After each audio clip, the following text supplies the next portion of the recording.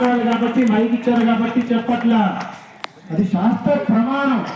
తస్మాత్ శాస్త్ర ప్రమాణం అంటే అది శాస్త్ర ప్రమాణం. ఎక్కడైతే భగవత్ కార్యం జరుగుతుందో అక్కడ భగవంతుడు మీలాగా ఆశీనుడై వింటాడు. మీరు అనుకుంటారు భగవంతుడు ఇక్కడ సింహాసనం మీద కూర్చుంటాడు, కాదంట. ప్రవచనం చెప్పే వాళ్ళు సింహాసనం మీద కూర్చుంటే ఆయన మీ మధ్యలో ఎక్కడో కూర్చుని వింటాడంట. ఏం అద్భుతం, ఏం ఆనందం, ఏమి భాగ్యం. ఆయన కూడా తన నీడను తను వినడం పరమ ఆనందం అన్నమాట. ఆ ఆనందం కోసమే ఎవరి మొదలలో దూరి నువ్వు కాస్త ఖాళీగా బంగారం అంటుంటావు అన్నమాట. ఇదంతా ఆయన నడిపించే నాటకం, అద్భుతం అన్నమాట. ఎంత నిజం. ఎక్కువ సమయం తీసుకోను, మీరు నాకు ఆన్సర్ ఇవ్వండి. 4 4 ఎంతండి? అందరికి వినబడుతుందా మైక్ లో? అందరూ చెప్పండి. 4 4 ఎంతండి? ఆ పక్కన ఒకటి మిగిలితే ఎంత అయిందండి కలిపితే? 4 4 8 ప్లస్ 1 ఎంత అయిందండి? అందరూ ఆన్సర్ ఇవ్వట్లా, కొంచెం గట్టిగా చెప్పండి. ఇప్పుడు ఇంకొక అద్భుతం చెప్తా. నవద్వారపురే దేహే అంటారు. 9 రంధ్రాల తూట్లు కలిగిన శరీరం. మరి అలాంటి 9 రంధ్రాలు కలిగిన శరీరం ద్వారా ఈ మహాభారత ప్రవచనం మనకెళ్తే తర్వాత దొరికేది ఏంటండి? ముక్తి. ఏంటది? మీకు తెలియకుండానే 140 రోజులు మీరు ఎన్నుకోరా. ఆ సంఖ్య కూడా భగవంతుడు ప్రమాణాన్ని, ఒక అద్భుతాన్ని చేకూర్చాడు ఈరోజు.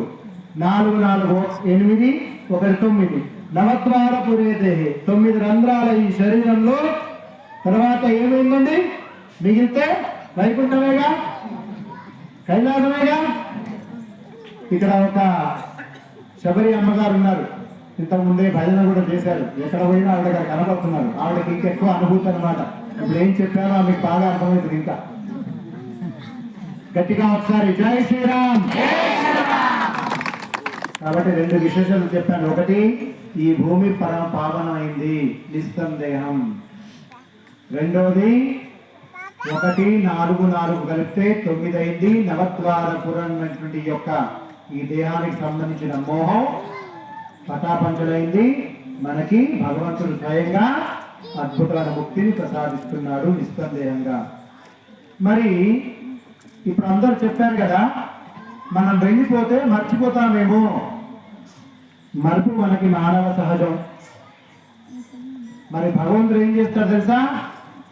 ఆయనకి భక్తులు అంటే ఇష్టం. ఆ ఇష్టం కొద్దీ ఎవరు రక్షించారు తెలుసా? ఎప్పుడైతే నేను స్వయంగా ఆయుధం ధరించని చెప్పిన భగవంతుడు ఆ యొక్క భీష్ముడి యొక్క శర పరంపరకి తట్టుకోలేక అర్జునుడు రక్తసిక్తమై శక్తిహీనుడవుతే, అయ్యో నన్ను అందుకున్న భక్తుడు పడిపోతున్నాడేమో, వెంటనే చక్రం అందుకున్నాడు. ఎవరి కోసం అందుకున్నాడంటే భీష్ముడు చెప్తాడు, నీ భక్తుడి కోసం నువ్వు అందుకున్నావయ్యా, భక్తులంటే అంత ఇష్టం నీకు. అలాంటి యొక్క మల్కాపూర్ భక్తులకి రక్షణగా, అండగా కృష్ణ పరమాత్మ ఉండాలని మనస్ఫూర్తిగా కోరుతూ, మళ్ళీ చెప్తున్నాం, మనం మానవ మాత్రం. మనము మానవ మాత్రం. మనకి చాలా సమస్యలు పెట్టాడు భగవంతుడు. భూమి ఇచ్చాడు, దున్నరా బాబు అన్నాడు. పంట తీయాలి, దాన్ని అమ్మడానికి వేరే వ్యవస్థ, భోజనం చేసే వాళ్ళు వేరే వాళ్ళు. ఇంత వ్యవస్థ నడిపించాలంటే మనం కార్యరంగంలో ఉండాలి, పని చేయాలి. అలాగే ఒక లాయరు, ఒక డాక్టర్, అలాగే అనేక మంది. అలాగే మన ఊటుకూరు శ్రీనివాస్, లేదు ఈ ఏరియాలో చక్కగా వివేకానంద ఫౌండేషన్ మన కళ్యాణ్, ఇంకా అలాగే ఇక్కడ ఏర్పాటు చేసినటువంటి ఎంతో మంది ఆ కమిటీ వాళ్ళు, వీళ్ళు ఎంతమంది ఉన్నా సరే, వాళ్ళ కార్యక్రమం చేసినా సరే, ఈ మాయ అనే వ్యవస్థలో మనం కొంచెం మునిగిపోతాం. కాబట్టి మనం చేతులు జోడించి స్వామిని వేడుకుందాం. అందరూ చెప్పండి, అన్యథా. కొంచెం గట్టిగా రావాలి. అన్యథా శరణం నాస్తి త్వమేవ శరణం మమ తస్మాత్ కారుణ్య భావేన రక్ష రక్ష జనార్దన. మనం స్వామిని ప్రార్థించాం, రక్షించు స్వామి అని. కానీ చివరిగా ఒక మాట చెప్తాను, చాలా చివరిగా. కృష్ణ పరమాత్మ స్వయంగా యుద్ధానికి వెళ్తాడు. వెనక సత్యభామ వెళ్తుందండి. ఎవరండి వెళ్తారు? ఇక్కడ సత్యభామలు ఎక్కున్నారు పాపం. సత్యభామలు అంటే స్త్రీమూర్తులు. మరి మన దేశానికి ఒక 2 విపత్తులు ఉన్నాయి. ఒకటి చాదరు, ఒకటి ఫాదరు.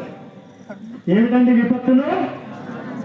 వాళ్ళ గురించి ఎక్కువ మాట్లాడద్దు, ఊరికి ఇంటి ఇస్తున్నాను. ఒక చాదరు, ఒకటి ఫాదర్. వాళ్ళ దేశంలో ఉండొచ్చండి, ఇబ్బంది ఉండదు. వాళ్ళ బతికి ఆనందంగా ఉంటే ఇబ్బంది ఏం లేదు. కానీ ఎప్పుడైతే ఈ దేశానికి వచ్చి ఈ ధర్మానికి విఘాతం కలిగిస్తారో అప్పుడు మీలో సత్యభామ బయటకు రావాల్సిందే, నిస్సందేహంగా రావాల్సిందే. కృష్ణ పరమాత్మకి సహకారంగా అద్భుతంగా ధనుర్బాణం అందుకొని ఎదుగున్నటువంటి రాక్షసుల్ని తెగ నరకాల్సిందే. నాకేమి శక్తి ఉంటుందండి, నేను అవలని, నేను ఇంట్లో ఉంటాను, బయటకు వెళ్ళి మొగుడు కూడా నీకెందుకయ్యా ఆగు అంటాను. తప్పు. ఈ భారతదేశానికి అలాంటి స్త్రీమూర్తులు అవసరంలా. ఇప్పుడు ఒక ఛత్రపతి శివాజీ, అర్థమైందా?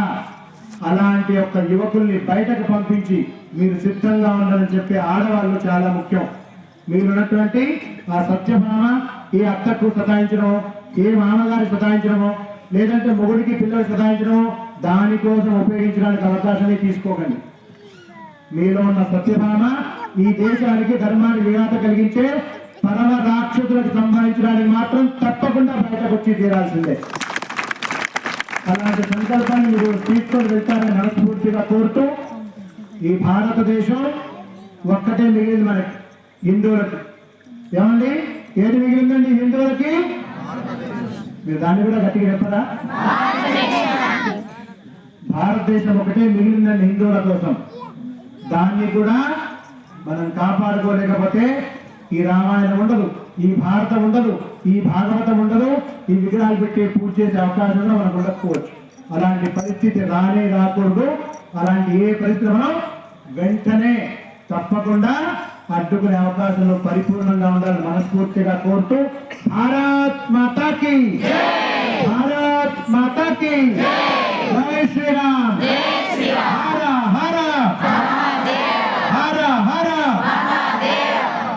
ఇంత మంచి అవకాశం పదే పదే మా భూపతి శ్రీనివాస తీసుకోవాలని మనస్ఫూర్తిగా కోరుతూ, జై శ్రీరామ్, సర్వే జనాః సుఖినో భవంతు.